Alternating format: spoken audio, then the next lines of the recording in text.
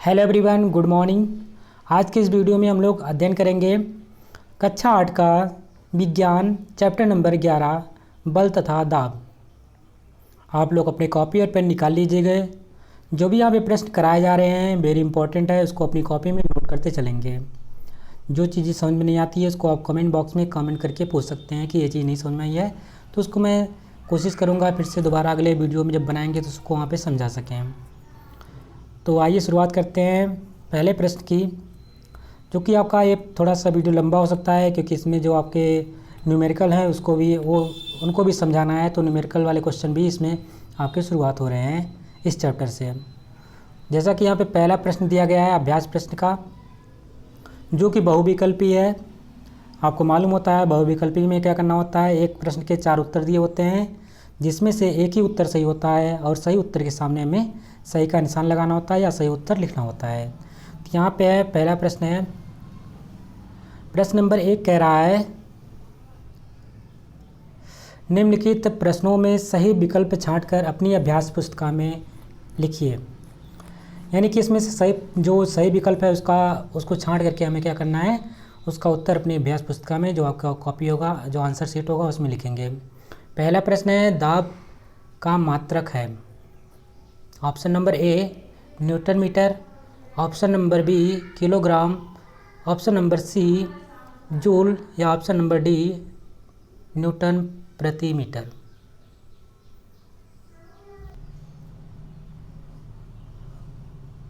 तो आंसर क्या हो जाएगा, आइए समझते हैं किस प्रकार से इसके आंसर को हम निकाल सकते हैं। जैसा कि हमें मालूम होता है कि जो दाब होता है, दाब इक्वल टू होता है बल अपान क्षेत्रफल, यानी कि एकांक क्षेत्रफल पर लगने वाले बल को दाब कहते हैं। यानी कह सकते हैं कि जो दाब होगा, दाब यानी पी से इसको रिप्रेजेंट करते हैं क्योंकि प्रेशर होता है इंग्लिश में। ये क्या होता है, बल यानी कि फोर्स एफ अपान क्षेत्रफल यानी कि एरिया। ठीक है, तो हम कह सकते हैं जो दाब हमारा होता है बल अपान क्षेत्रफल, यानी कि एकांक क्षेत्रफल पर लगने वाले बल को क्या कहते हैं, दाब कहते हैं। क्योंकि मुझे पता है कि बल का मात्रक क्या होता है, न्यूटन होता है। नहीं याद है तो याद कर लीजिएगा, बल का मात्रक न्यूटन है। और क्षेत्रफल यानी किस में निकालते हैं हम, मीटर में, यानी कि क्षेत्रफल का मात्रक हम मीटर मान सकते हैं, तो मीटर हो जाएगा। तो कह सकते हैं जो दाब हमारा यानी प्रेशर पी जो आया किसके बराबर आया है, इसका मात्रक क्या है, न्यूटन प्रति मीटर। आपको दिख रहा होगा न्यूटन प्रति मीटर। तो न्यूटन प्रति मीटर किस ऑप्शन में है, तो आपको ऑप्शन नंबर द यानी जो चौथा ऑप्शन है वो उसमें दिख रहा होगा न्यूटन प्रति मीटर, यानी कि ये आपका सही आंसर हो जाएगा, राइट आंसर हो जाएगा। तो उत्तर में लिखेंगे द न्यूटन प्रति मीटर। यदि किसी वस्तु को जल में पूर्णतः डुबाने पर उस पर लगने वाला उत्प्लवन बल वस्तु का भार है। अतः पहला ऑप्शन है वस्तु जल में डूब जाएगी, वस्तु सतह पर तैरेगी, और वस्तु जल में कुछ डूबी हुई तैरेगी, या वस्तु सतह के नीचे पूरी डूबी तैरेगी। तो इसका राइट आंसर हो जाएगा ऑप्शन नंबर चौथा, वस्तु सतह के नीचे पूरी डूबी हुई तैरेगी। प्रश्न नंबर गा, मात्रक यानी एकांक क्षेत्रफल पर लगने वाले बल को क्या कहते हैं। अभी हमने बताया था बल दाब हमारा जो होता है, दाब का जो परिभाषा है कि एकांक क्षेत्रफल पर लगने वाले, एकांक क्षेत्रफल पर लगने वाले बल को क्या कहते हैं, दाब कहते हैं। तो यहाँ पे पूछा है कि इसको क्या कहते हैं। पहला ऑप्शन है कार्य, दूसरा ऑप्शन है गतिज ऊर्जा, तीसरा ऑप्शन है दाब, जिसमें से कोई नहीं। तो ये किसका परिभाषा था, ये दाब का परिभाषा था, यानी प्रेशर का परिभाषा, यानी option number C is the right answer हो जाएगा। आप लोग नोट कर लेंगे इसको। प्रश्न नंबर घ, यदि 1 मीटर लंबाई, 1 मीटर चौड़ाई तथा 1 मीटर ऊंचाई वाले बर्तन को पूरी तरह से पारे से भर दे तो उस बर्तन में पारे का द्रव्यमान क्या होगा। तो द्रव्यमान निकालने से पहले हमको पता का फार्मूला क्या होता है द्रव्यमान का। ये होता है आयतन इंटू घनत्व। द्रव्यमान बराबर होता है आयतन इंटू घनत्व। आयतन किसका निकालेंगे, उस बर्तन का। कैसे निकालेंगे, यहाँ पे इसकी लंबाई दे रखी है, चौड़ाई दे रखी है और ऊंचाई दे रखी है। इन तीनों को आपस में मल्टीप्लाई कर देंगे तो हमें आयतन निकल जाएगा उस बर्तन का। घनत्व तो आपको दे रखा होगा, नहीं दे रखा है तो आपको याद होना चाहिए। जो पारे का हर द्रव्य का अलग अलग घनत्व होता है। इसी प्रकार पारे का घनत्व होता है 13.6 ग्राम सेंटीमीटर क्यूब। तो आपको यहाँ पे वैल्यू सब मीटर में दे रखी है, तो ये ग्राम पर सेंटीमीटर क्यूब में है। तो इसको क्या करेंगे, इस आयतन को हम सेंटीमीटर में चेंज कर लेंगे। तो यानी कि आपको, चूँकि आपको पता होता है कि ये जो लीटर है यहाँ पे, क्योंकि लीटर को आपको मीटर जो ये है मीटर को हमको इसमें चेंज करना है लीटर में। तो 1 मीटर में 100 लीटर होता है, 1000 लीटर होता है। सॉरी 1 मीटर क्यूब में 1000 लीटर होता है। ठीक है, ये ध्यान में रखेंगे। तो 1 मीटर क्यूब में 1000 लीटर होता है। तो यानी कि जो हमारा आयतन आ जाएगा उस बर्तन का द्रव्यमान के बराबर क्या होता है, आयतन इंटू घनत्व। आयतन आ जाएगा 1000, क्योंकि उसको तीनों को गुणा कर देंगे, गुणे तो एक हमारा, क्योंकि लीटर में जब चेंज करें तीनों गुणा करेंगे तो एक आएगा, और इसको लीटर में चेंज करेंगे तो 1000 से मल्टीप्लाई कर देंगे। इस प्रकार से ये चेंज हो गया आपका लीटर में। अब घनत्व 13.6 को मल्टीप्लाई कर दीजिए। मल्टीप्लाई करने के बाद क्या हो जाएगा, 13.6 1 2 3 कितने जीरो बढ़ जाएंगे, 2 जीरो बढ़ जाएंगे, क्योंकि 1 जीरो ये वाला आपका 3 जीरो बढ़ाएंगे तो दशमलव यहाँ पे चला जाएगा आपका इधर साइड में। तो यहाँ पे लग जाएगा 1 जीरो से हट जाएगा, बचेगा कितना 13,600। 13,600 आपका आंसर बचेगा। तो 13,600 कौन सा है, ऑप्शन नंबर डी। आपको ये ध्यान में रखना, 1 मीटर क्यूब में कितना होता है लीटर, 1000 लीटर होता है। प्रश्न नंबर 2, नीचे दिए गए वाक्यों में रिक्त स्थानों की पूर्ति अपनी अभ्यास पुस्तिका में कीजिए। किसी तल पर लगने वाले अभिलंबवत बल को क्या कहते हैं, यानी काम क्षेत्र पर लगने वाले बल को क्या कहते हैं, दाब कहते हैं। यह आपकी परिभाषा है दाब की, यानी क्या भरा जाएगा खाली स्थान में दाब। चाकू को रेत कर इसकी धार के क्षेत्रफल को क्या करते हैं, जो हम चाकू को रेतते हैं उसकी धार को बढ़ाते हैं तो उसका क्षेत्रफल हम बढ़ाते हैं घटाते हैं, यानी उसका क्षेत्रफल। पहले मान लीजिए हमारा चाकू थोड़ा मोटा था इस तरह, और जब रेते तो और पतला हो गया, कहीं ना कहीं उसका क्षेत्रफल क्या हुआ, कम हुआ। तो खाली स्थान में क्या करेंगे, जब रेतने के बाद चाकू का क्षेत्रफल जो होता है धार का, वो क्या होता है, कम होता है। तो यानी यहाँ पे खाली स्थान में क्या लिखेंगे, कम। समुद्र तट से ऊंचाई बढ़ने पर वायुमंडलीय दाब 96 सेंटीमीटर हाइट पारे के स्तंभ के बराबर होता है। तो जो समुद्र की ऊंचाई अगर बढ़ती है तो वायुमंडलीय जो दाब होता है, एटमॉस्फेरिक प्रेशर जो होता है, एटीएम जिसको बोलते हैं, एटमॉस्फेरिक प्रेशर आपका क्या होता है 96 सेंटीमीटर हाइट पारे के स्तंभ के बराबर होता है। वस्तु का घनत्व तथा 8 डिग्री सेंटीग्रेड जल के घनत्व का अनुपात जो होता है उसे क्या कहते हैं, अपेक्षिक घनत्व कहते हैं। अगला प्रश्न है, द्रव सभी दिशाओं में समान दाब डालता है, यानी खाली स्थान में क्या लिखेंगे, समान दाब। जो हमारा द्रव होता है अगर किसी बर्तन में भरा हुआ है तो कहीं ना कहीं जो हमारा एक कण की बात करते हैं तो कण आपका ऊपर भी उतनी प्रेशर लगाता है, नीचे भी, इधर भी, उधर भी। तो हर पॉइंट पे अलग अलग अपना प्रेशर वो अप्लाई करता है, सेम। प्रश्न नंबर 3, निम्नलिखित कथनों में सही कथन के सम्मुख सही और गलत के सामने गलत का निशान लगाना है। पहला प्रश्न है, बल में परिमाण होता है किंतु दिशा नहीं होती है। तो ये बात बिल्कुल गलत है, क्योंकि हमको मालूम होता है जब हम कहीं किसी वस्तु पर बल लगाते हैं तो उससे हम पूछते हैं कि किस दिशा में आपको बल लगाना है। तो कहीं ना कहीं उसको दिशा की भी ज़रूरत होती है और परिमाण की भी आवश्यकता होती है कि कितना बल लगाएं, कितना मतलब कितना ज़ोर से हम धक्का दें और किस दिशा में दें, ये दोनों चीज़ें हम पूछते हैं अगर किसी। तो इसलिए कहीं ना कहीं जिसमें परिमाण और दिशा दोनों की ज़रूरत हो तो उसे हम क्या बोलते हैं, सदिश राशि बोलते हैं। आपको याद रखना है सदिश। और जिसमें सिर्फ परिमाण की आवश्यकता होती है उसको हम बोलते हैं अदिश राशि। तो सदिश या अदिश पूछा जाए तो उसको भी आप बता सकते हैं। सदिश किसे बोलते हैं और अदिश किसे बोलते हैं। पृथ्वी के चारों ओर वायु का आवरण वायुमंडल कहलाता है, तो ये बात बिल्कुल सही है।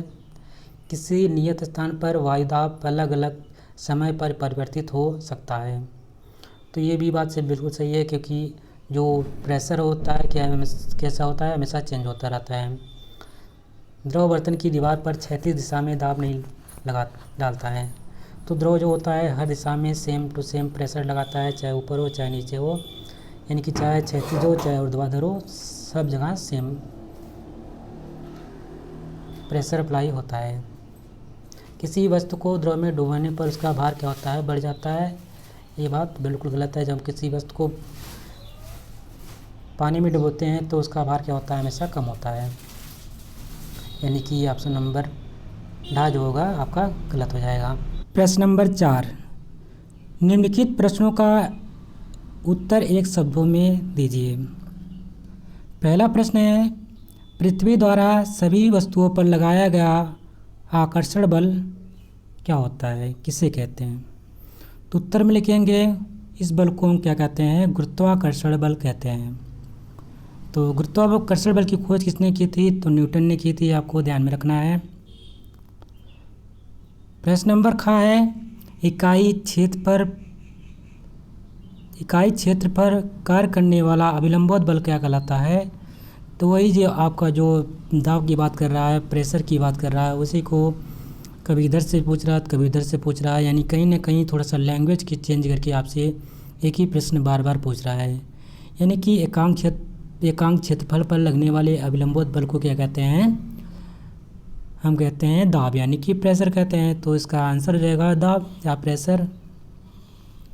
प्रश्न नंबर का, वह बल जो वस्तु को जल में तैरते हुए रखती है, तो आपको मालूम होना चाहिए उत्प्लवन बल होता है। किसी वस्तु को तैरते हुए रखती है उसको हम बोलते हैं ये आर्किमिडीज के सिद्धांत पर कार्य करती है। तो इसके बारे में भी अभी आर्किमिडीज के बारे में भी हम लोग पढ़ेंगे। प्रश्न नंबर घ है, दाब का एसआई मात्रक क्या है। तो आपको मालूम होना चाहिए दाब का एसआई मात्रक क्या है, न्यूटन होता है। प्रश्न नंबर 5, निम्नलिखित प्रश्नों के उत्तर अपनी अभ्यास पुस्तिका में लिखिए।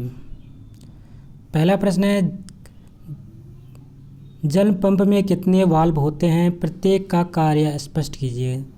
तो उत्तर में लिखेंगे जल पंप में 2 वाल्व होते हैं, एक वाल्व पिस्टन में तथा एक वाल्व पंप की नली में होता है। ये वाल्व पानी को पंप की नली से बाहर निकालने में सहायता करते हैं। तो 2 वाल्वों को लिखना है, कौन कौन से होते हैं। एक वाल्व आपका पिस्टन में होता है, जबकि दूसरा वाल्व होता है कहाँ पे, पंप की नली में होता है। इनका कार्य क्या होता है, ये वाल्व पानी को पंप की नली से बाहर निकालने का में सहायता करते हैं। प्रश्न नंबर क्या खा है, निर्द्रव द्रव्यमापी का सचित्र वर्णन कीजिए। यानी कि कहीं ना कहीं हमको यहाँ पे एक निर्द्रव द्रव्यमापी दिया गया है, उसका हमें सचित्र वर्णन करना है।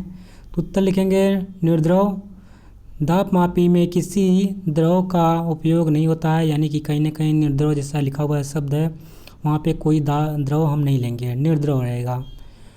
यह काफ़ी हल्का होता है, इसे निर्द्रव दाबमापी कहते हैं। इसके अंदर एक डिब्बा होता है जिसके ऊपर और नीचे का तल लहरियादार धातु के बने होते हैं। डिब्बे पर पड़ने वाला वायुमंडलीय दाब पैमाने पर घूमने वाले एक संकेत से ज्ञात होता है। एक संकेतक वहाँ पे लगा होता है जिसके माध्यम से उस पैमाने पर हमें पता चल जाता है कि कितना दाब है। जैसे कि यहाँ पे आपको दिख रहा होगा फिगर में, निर्द्रव वायुमापी है आपका, यहाँ पे संकेत लिखा हुआ है कि 1 2 3 4 किस प्रकार से कितना प्रेशर है। ये धातु का पूरा डिब्बा बना हुआ है, यहाँ पे लीवर लगा हुआ है आपका, यहाँ पे कमानी लगी है और यहाँ पे पैमाना आपको दिख रहा होगा। यहाँ पर भी है पैमाना, वही पैमाना अलग करके यहाँ पे दिखाया गया है। तो इस फिगर को आप अपनी कॉपी में नोट कर लेंगे। वायुमंडलीय दाब की कमी अथवा अधिकता के अनुसार ही पैमाने पर कमानी से लगा संकेतक घूमता है। संकेतक की स्थिति देखकर किसी स्थान विशेष का दाब ज्ञात हो सकता है। तो जो संकेतक होता है उसके माध्यम से उसकी स्थिति हम देख सकते हैं कि वहाँ प्रेशर कम है, प्रेशर ज़्यादा है, यानी कि जो वायु दाब मापी होता है उसको हम बैरोमीटर के नाम से भी जानते हैं। तो अगर आपसे पूछा जाता है वायुदापी यानी वायु दाब मापने का यंत्र कौन सा है, तो आप बैरोमीटर भी बता सकते हैं। ठीक है, और बैरोमीटर होता है, इसको आप ध्यान में रखेंगे। प्रश्न नंबर का साइकिल पंप की कार्य विधि का सचित्र वर्णन कीजिए। उत्तर में लिखेंगे इसमें धातु का खोखला बेलन होता है, आपने इसको बेहतर जानते होंगे। साइकिल का जो पंप होता है तो एक क्या होता है, इसमें आप देखते होंगे धातु का एक खोखला बेलन होता है जिसके निचले सिरे पर साइकिल में हवा भरने के लिए रबर ट्यूब एवं हवा भरते समय पंप को जमीन पर स्थिर रखने हेतु धातु की एक पटरी लगी होती है। पिस्टन के ऊपरी सिरे पर हत्था लगा रहता है। हत्थे से लगी हुई एक छड़ निचले सिरे पर एक धातु की चकती की से कसी होती है जिसके ऊपर चमड़े की आकृति का वाशर लगा रहता है। यह वाशर यानी वाल्व का कार्य करता है। आपने देखा इस प्रकार से आपका पंप होता है। यहाँ पे आपको एक छड़ होती है जिसके छड़ के माध्यम से यहाँ पे एक वाल्व लगा रहता है, इसको वाशर कहते हैं। और यहाँ पे एक छोटा सा पाइप निकल के जाता है जिसको हम ट्यूब के अंदर रखो, और यहाँ पे थोड़ा सा पैर से पकड़ने के लिए, उसको सटाने के लिए थोड़ी सी आपकी पटरी लगी होती है, इसको हम पैर से दबा करके उसको ऊपर से खींचते हैं। इस वाले हैंड को, जो हमारा हैंड पंप होता है, इसको खींचते हैं ऊपर और नीचे दबाते हैं। इस प्रकार से हवा हमारी जिसमें ट्यूब में भरना होता है भरा जाती है। तो इस प्रकार से इससे ये सब काम होते हैं, ये सब इसके पार्ट होते हैं। आइए जानते हैं इसका जो कार्यविधि है कैसे कार्य करता है। तो लिखेंगे जब पंप के हत्थे को ऊपर की ओर खींचा जाता है तब पिस्टन सिकुड़ने के फलस्वरूप उसके नीचे वायु कम हो जाता है। जब हम ऊपर खींचते हैं तो क्या होता है, जब पिस्टन सिकुड़ता है तो जो नीचे वाला पार्ट होता है जो पंप का, उसमें क्या होता है, वायु कम हो जाता है।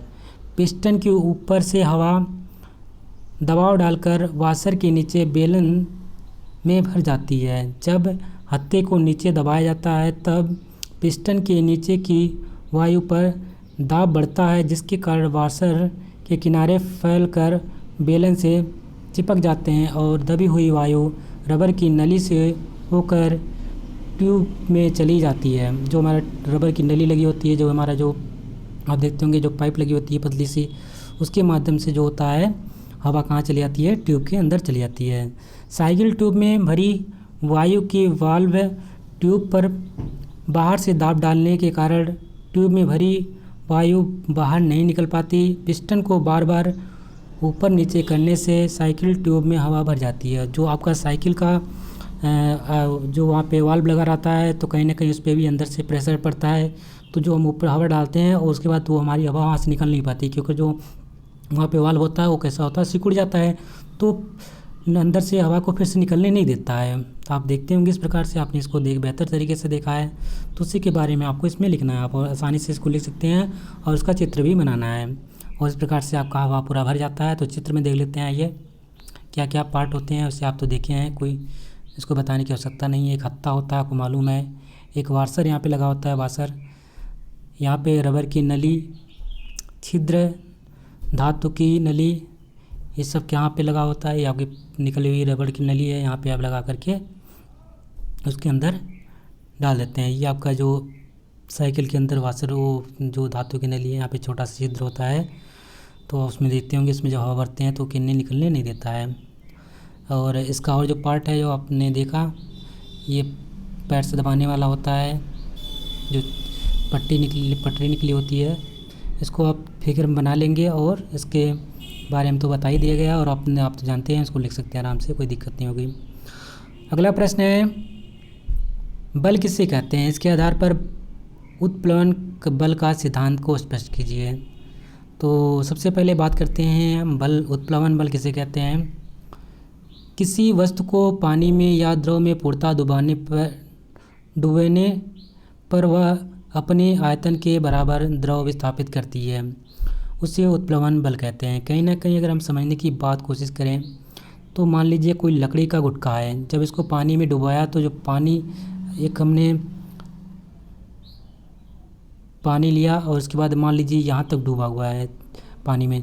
जैसे इतना डूबेगा उतना पानी क्या कर देगा, विस्थापित कर देगा। पूरा भरा हुआ था बर्तन पानी से, हमने क्या किया उसमें एक टुकड़ा डाला, एक लकड़ी का कुछ भी कोई टुकड़ा डाल सकते हैं।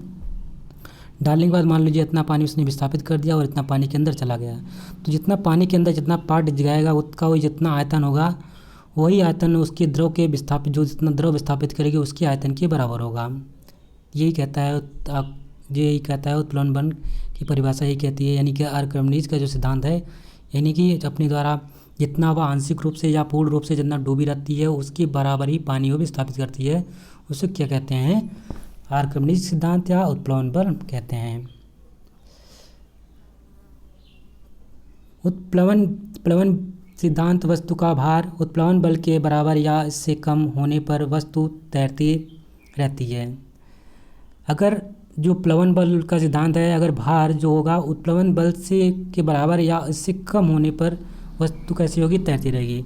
अगर उसके बराबर होगा तब भी ऊपर तैरती रहेगी जो उत्प्लवन बल होगा, अगर उससे कम होगा तब भी वस्तु तैरती रहेगी। अगर उत्प्लवन बल उससे ज़्यादा हो गया, जो भार जब उससे ज़्यादा हो जाता है उत्प्लवन बल से, मान लीजिए टुकड़ा आपके पास है और टुकड़े का भार कितना है, उत्प्लवन बल के बराबर है, ठीक है। यानी टुकड़े का भार W1 मान सकते हैं और उत्प्लवन बल कितना मान सकते हैं, W2। अगर ये दोनों अगर आपस में बराबर हैं तो ये तैरती रहेगी।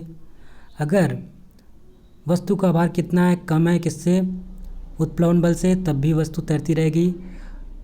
अगर W1 यानी कि ज़्यादा हो गया, मतलब कि जो भार था हमारा, जो वस्तु था, टुकड़ा था, वो ज़्यादा भार का हो गया और उत्प्लवन बल कम हो गया, तो ये हमारा पूर्णतः डूब जाएगी। तो ये 3 कंडीशन होते हैं आपके किसी वस्तु को पानी में डूबने के लिए। एक तो तैरेगी, एक आंशिक रूप से तैरेगी, एक तो पूरा मतलब आंशिक रूप मतलब आधा तैर रही होगी। एक में क्या होता है कि मतलब वो पूरा दिखता नहीं होगा सतह, जैसे कि अब बर्फ़ होता है आपका, और एक मान लीजिए पूरी तरह से पूर्णतः डूब जाती है। इसी प्रकार यहाँ पे समझाया गया है। चूँकि वस्तु पर कार्यरत उत्प्लवन बल बराबर वस्तु द्वारा विस्थापित द्रव का भार, इसलिए जब वस्तु का भार वस्तु द्वारा हटाए गए पानी के बराबर होता है तो वस्तु पानी की सतह पर पूर्णतः डूबी हुई तैरती है। इसे प्लवन का सिद्धांत कहते हैं। अगला है प्रश्न नंबर, आर्किमिडीज का सिद्धांत क्या है। आर्किमिडीज का सिद्धांत बताना है तो यही चीज़ जो प्लवन बल होता है उसी के माध्यम से ये कार्य करता है। इसको आंसर में लिखेंगे, जब कोई वस्तु किसी द्रव में पूर्णतः या आंशिक रूप से डुबोई जाती है तो उसके भार में कमी प्रतीत होती है। भार में यह आभासी कमी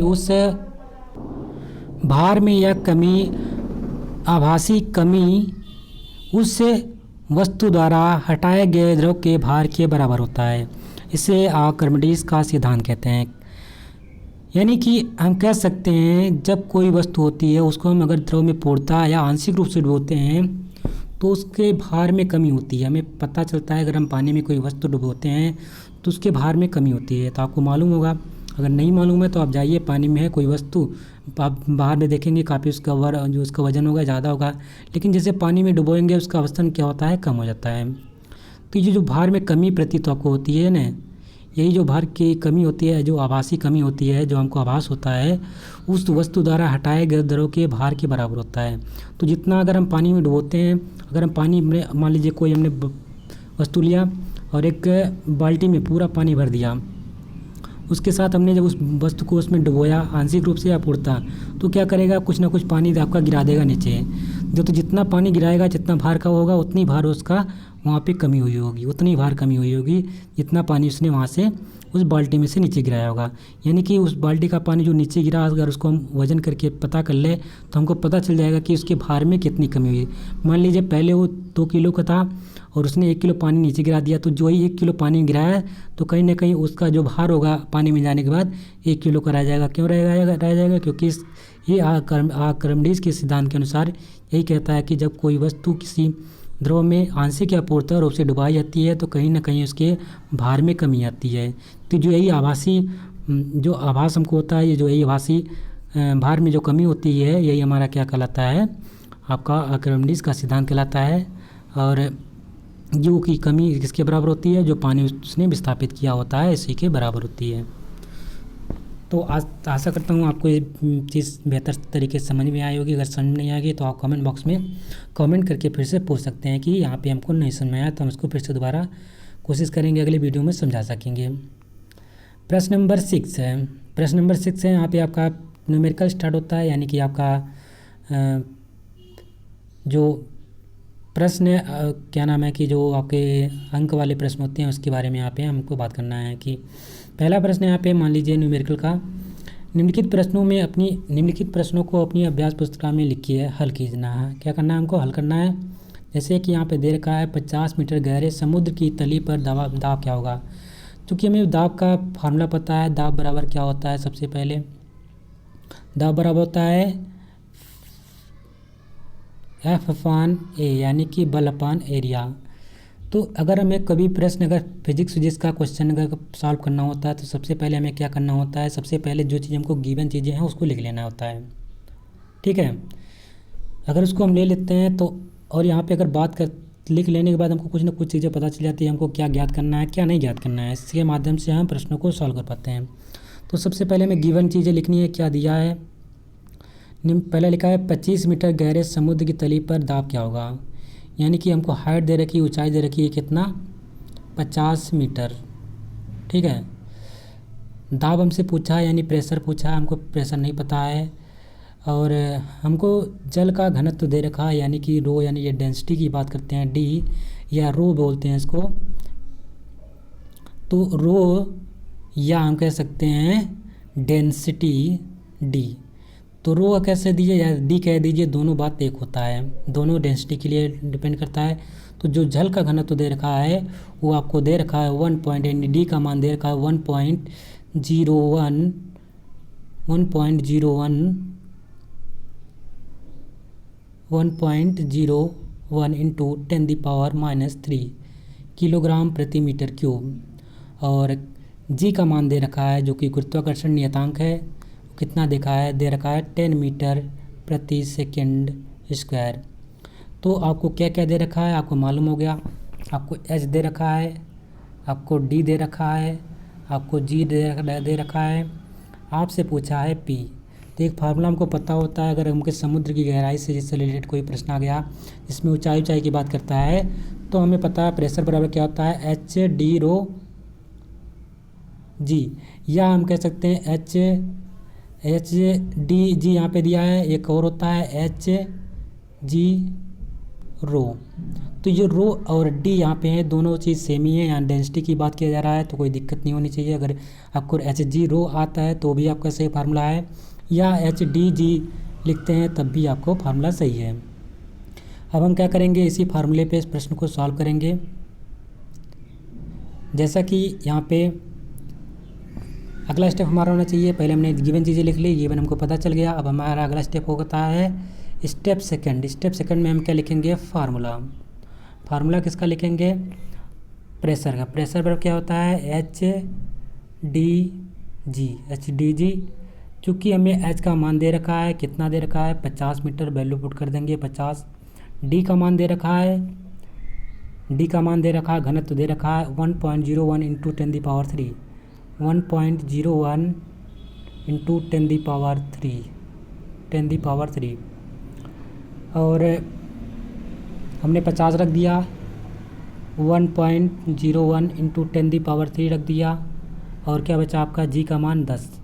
अब इनको आपस में सॉल्व कर लीजिए, यानी P = प्रेशर = हो जाएगा। सॉल्व करेंगे तो कितना आ जाएगा, यहाँ पे आपको करके दिखाया गया है। तो एच डी जी 50 रख दिया, 1.01 इंटू 10⁻³ इंटू 10 किसका मान है, जी का। इसको जब सॉल्व किया तो 505 × 10⁻³ आ गया, और ये दशमलव यहाँ से 2 अंक और बढ़ा दिए तो कितना आ जाएगा, 10⁻² और बढ़ गया, यानी कि 10⁵ यानी कह सकते हैं 505 इंटू 10⁵ न्यूटन प्रति मीटर स्क्वायर। क्योंकि आपको पता है जो बल का मात्रक होता है, यानी दाब का मात्रक होता है, सॉरी यहाँ पे बल बोल दिया मैंने, जो दाब का मात्रक होता है यानी प्रेशर का जो मात्रक होता है क्या होता है, न्यूटन प्रति मीटर होता है। तो आसानी से इस प्रश्न को कर पाएँ, अगर फार्मूला पता है तो इस प्रश्न को आराम से कर पाएंगे।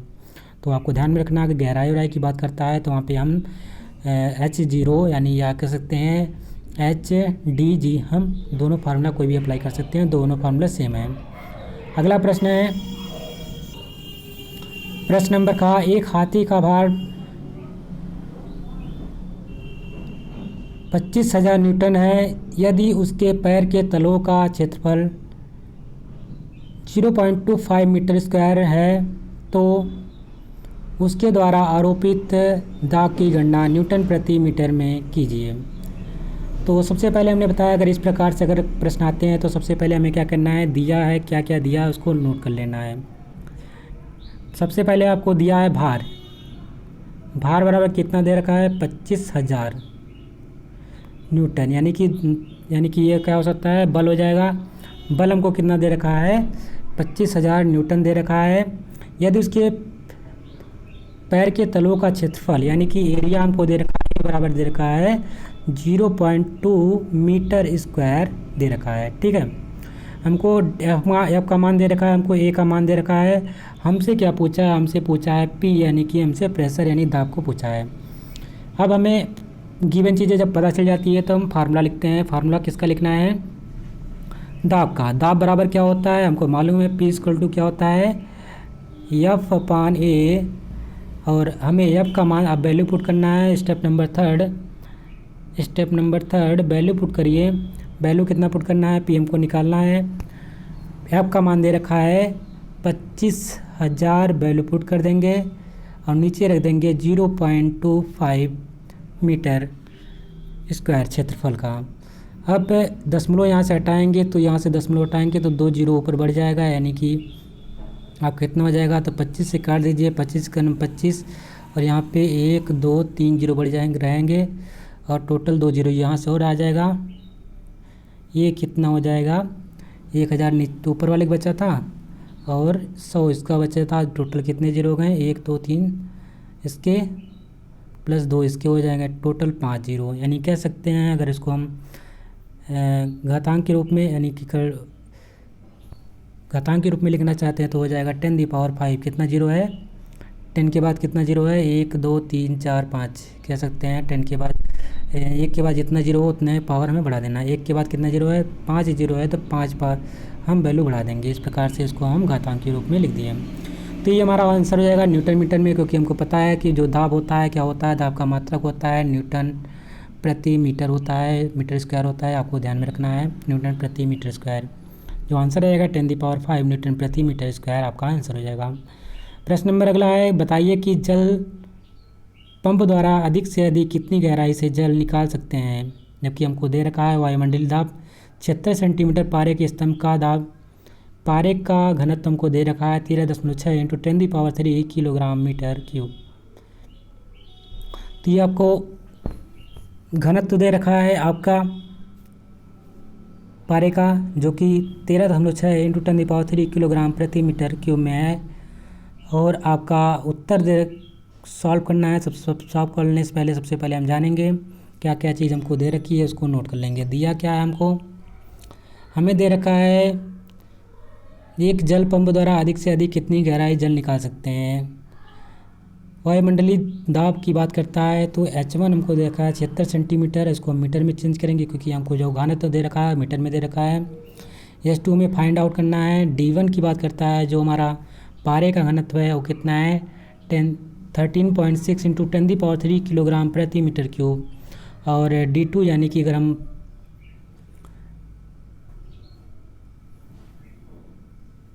जल की बात करते हैं तो जल का घनत्व कितना दे रखा है, जल का घनत्व आपका अगर नहीं दे रखा है तो आपको पता रहना चाहिए कितना होता है 10³ होता है, यानी कि 1000 होता है। ठीक है, तो अगर जल का यहाँ पे नहीं दे रखा था तो जल का अपने मन से यहाँ पे लिखा गया है, वो कितना होता है D2 जल के लिए है, हाइट D2 है, जो हाइट है जल के लिए। H1 हाइट क्या है, पारे की बात किया गया है, और D1 जो घनत्व दे रखा है वो पारे का है।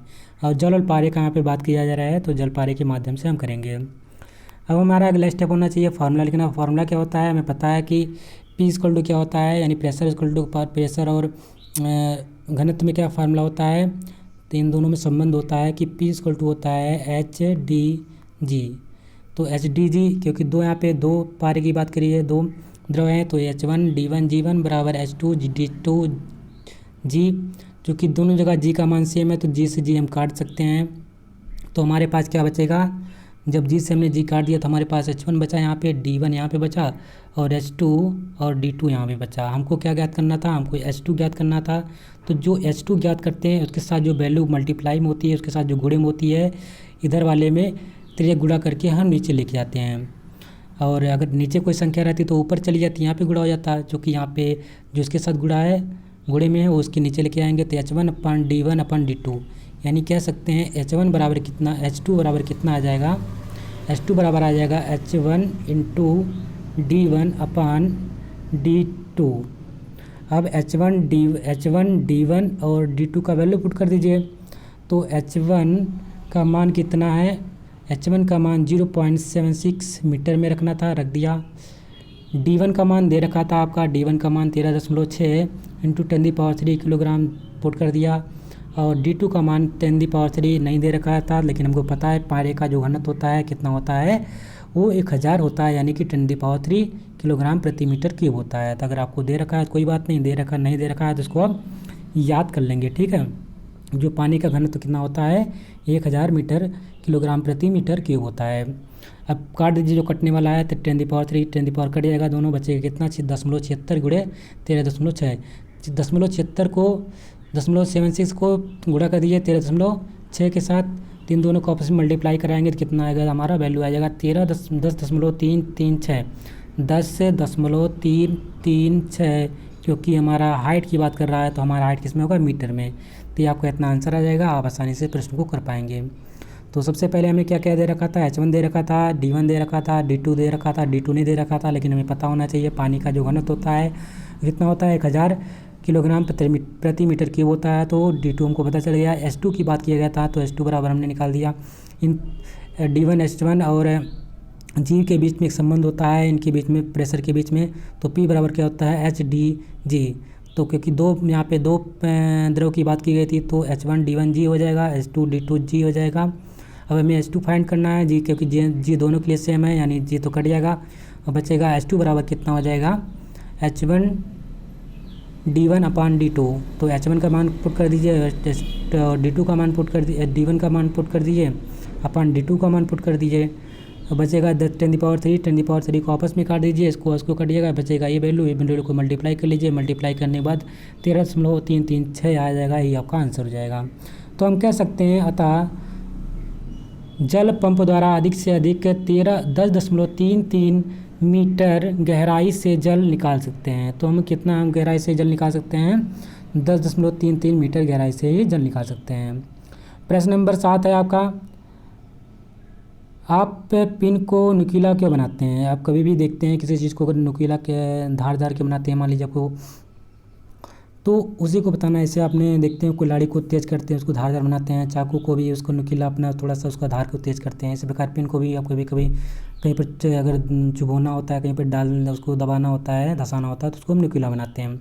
ऐसा क्यों करते हैं, तो उत्तर में लिखेंगे पिन को नुकीला बनाने से इसका जो क्षेत्रफल होता है कम होता है। इसको आपको मालूम है, सभी को मालूम है, इसको जो क्षेत्रफल आगे का एरिया होता है कम हो जाता है, जिसके कारण जो हम दाब में वृद्धि होती है। जब हम दाब लगाते हैं तो उसमें क्या होती है, बहुत जल्दी से वो घुस जाती है, कहीं ना कहीं जो प्रेशर होता है वो अधिक मात्रा में लगने लगता है। तो इसलिए कह सकते हैं जिसका क्षेत्रफल कम होता है और दाब में वृद्धि, यानी 2 कारण हो सकते हैं, एक तो दाब में वृद्धि और दूसरा क्या होता है, उसका क्षेत्रफल कम होना। तो 2 चीज़ें आपको ध्यान में रखनी है, क्या बताना है, पहला तो क्षेत्रफल कम होता है, दूसरा उसका दाब में वृद्धि होती है। प्रश्न नंबर 8 है, निम्नलिखित प्रश्नों के 4 पद हैं, बाईं ओर से पदों के अनुसार बाईं और रिक्त स्थान की पूर्ति कीजिए। यानी कि बाईं ओर हमें रिक्त स्थान दिया गया है, उसकी हमें पूर्ति करना है। जैसे कि यहाँ पे पहला दिया है 4, जैसे कि इसके बल का मात्रक क्या होता है, बल का मात्रक न्यूटन होता है, उसी प्रकार वायु दाब का मात्रक क्या होता है, न्यूटन प्रति मीटर स्क्वायर। यहाँ पे स्क्वायर है, ये क्वेश्चन मार्क नहीं है, ठीक है, यहाँ पे क्वेश्चन मार्क नहीं लगाना है, यहाँ पे मीटर स्क्वायर लगाना है। उसी प्रकार दल अगर दाब का मात्रक क्या होता है, पास्कल है, उसी प्रकार बल का मात्रक क्या होता है, न्यूटन होता है। तो यहाँ पे खाली स्थान पे हमें न्यूटन बनना था, ये क्वेश्चन मार्क हटा दीजिएगा। अगर बात करते हैं क्षेत्रफल का, क्षेत्रफल का मात्रक क्या होता है, वर्ग मीटर होता है, आपको पता है। आयतन का मात्रक होता है घन मीटर, यानी यहाँ पे क्वेश्चन मार्क के स्थान पे हमें क्या बनना था, यहाँ पे लिखेंगे घन मीटर, ठीक है। ये मीटर स्क्वायर नहीं रहेगा, इसको ध्यान में रखेंगे, गलत थोड़ा बता दिया, इसको आप सही कर लीजिएगा, न्यूटन प्रति मीटर ही रहेगा। ठीक है, यहाँ पे क्वेश्चन मार्क, यहाँ पे खाली स्थान था वहाँ पे भरना था, इसलिए यहाँ पे क्वेश्चन मार्क लगा है, यानी क्वेश्चन मार्क आपको नहीं लिखना है, क्वेश्चन मार्क हटा देना है, सिर्फ क्या लिखना है न्यूटन प्रति मीटर। ठीक है, न्यूटन प्रति मीटर हो जाएगा। यहाँ पे थोड़ा मिस्टेक हो गया था, कोई बात नहीं, इसको सही कर लिया गया है, आप सही कर लीजिएगा आप भी। क्षेत्रफल बराबर क्या होता है, वर्ग, क्षेत्रफल का जो मात्रक होता है, इस क्षेत्रफल को हम कितने में लिखते हैं, उसके मात्रक को वर्ग मीटर में लिखते हैं। इसी प्रकार से आयतन के जो मात्रक होता है उसको हम लिखते हैं घन मीटर में। किस में, घन मीटर में, या मीटर क्यूब में भी कह सकते हैं। यहाँ पे मीटर स्क्वायर होता है, इस प्रकार इसका जो आयतन होता है उसको मीटर क्यूब। अगर बात करते हैं घा की, यदि W1 तथा W2 क्रमशः वस्तु के भार तथा उत्प्लवन बल हो तो W1 लेस देन W2 कैसे रहेगी, वस्तु तैरेगी, और W1 ग्रेटर टू W2 वस्तु डूबेगी।